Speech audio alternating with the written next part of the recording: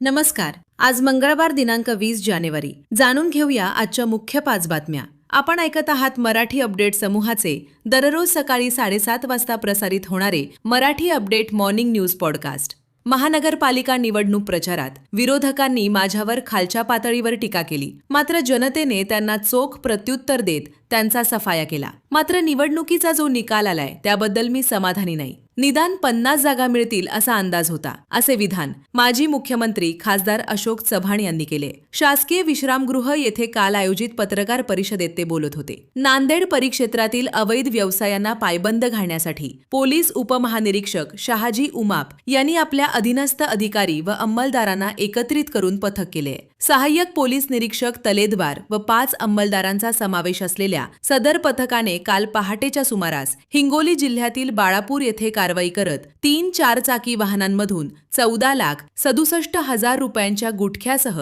3 4-चाकी वाहने जप्त केली आहेत. तर दुसऱ्या घटनेत सदर पथकाने नांदेड शहरातील इतवारा भागात गुटखा साठवलेल्या एका गोडाऊनवर कारवाई करून 58,26,000 रुपयांचा गुटखा व माल पुरवणारा एक ट्रक जप्त केली आहे. या 2 कारवाईतून एकूण 72,93,000 रुपयांचा गुटखा आणि 3 4-चाकी वाहने व एक ट्रक असा एकूण 1,03,00,000 रुपयांचा मुद्देमाल जप्त केलाय, अशी माहिती देण्यात आली आहे. पुण्यश्लोक अहिल्यादेवी होळकर यांनी बांधलेल्या वाराणसी येथील ऐतिहासिक मनकर्णिका घाटाची विकासाच्या नावाखाली भाजपा सरकारने तोडफोड केली असून यात मूर्तींची विटंबना देखील झाली आहे. या घटनेच्या निषेधार्थ नांदेड शहर व जिल्हा काँग्रेस कमिटीच्या वतीने आज सकाळी 10 वाजता शहरातील नियोजित पुण्यश्लोक अहिल्यादेवी होळकर स्मारक VIP रोड येथे निषेध आंदोलन आयोजित करण्यात आले, अशी माहिती शहर काँग्रेस कमिटीच्या वतीने देण्यात आली आहे. स्वामी रामानंद तीर्थ मराठवाडा विद्यापीठ नांदेड येथील भौतिकशास्त्र संकुलाच्या वतीने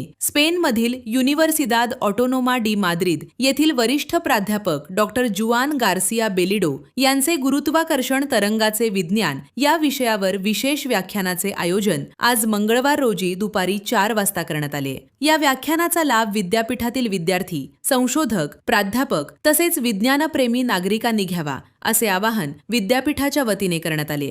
श्री गुरु तेग बहादूर साहिबजी यांच्या 350व्या शहीदी समागम वर्षानिमित्त नांदेड येथे 24 व 25 जानेवारी रोजी होणाऱ्या हिंद दी चादर या कार्यक्रमाचे निमंत्रण केंद्रीय गृह तथा सहकार मंत्री अमित शाह यांना राज्यस्तरीय समागम समिती सदस्य यांनी प्रत्यक्ष भेटी दरम्यान दिले. यावेळी पोहरा देवीचे महंत बाबूसिंग महाराज, समन्वय समितीचे अध्यक्ष रामसिंग महाराज, नांदेड गुरुद्वारा प्रशासक डॉक्टर विजय सदबीर सिंग, राज्यस्तरीय समन्वय आयोजन समितीचे समन्वयक रामेश्वर नाईक आदीसह इतर पदाधिकारी उपस्थित होते. दररोज सकाळी 7:30 वाजता Marathi update morning news podcast ऐकण्यासाठी मराठी अपडेट पॉडकास्ट YouTube चॅनलला सबस्क्राईब करा. धन्यवाद.